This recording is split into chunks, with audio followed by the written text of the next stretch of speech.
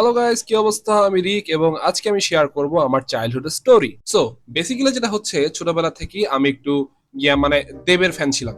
Yes, right, দেবের। So কাহিনী যেটা হয়েছে, আমি একদিন রাতের বেলা ডাল ভাত খেয়ে দেবের পাগলু সিনেমা দেখতেছিলাম। পাগলু।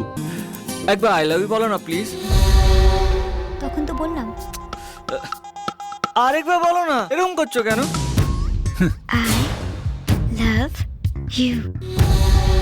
এত আস্তে বললে কি হয়, একটু জোরে বলো। I love you.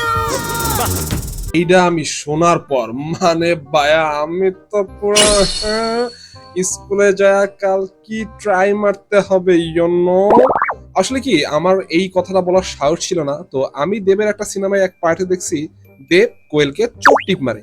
তো আমি ভাবলাম যে কথাটা যেহেতু বলতে পারবো না, তো গিয়ে চোখ টিপি মারি। ব্যাস, কোনো কথা নাই। পরবর্তী দিন স্কুলে গেলাম এবং খুব পাওয়ার নিয়ে গেলাম যে আমি আজকে আমার স্কুলের ম্যাডামকে চোখ টিপ মারবো। এন্ড ইয়েস, আমি সেটাই করছি।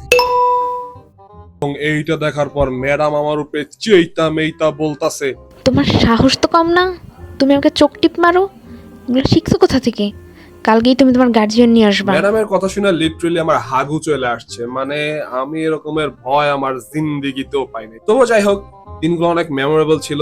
এই দিনগুলো আর কখনো ফিরে আসবে না। ঠিক আছে, দেখা হবে কোনো নতুন ভিডিওতে। সবাই ভালো থাকবেন, সুস্থ থাকবেন।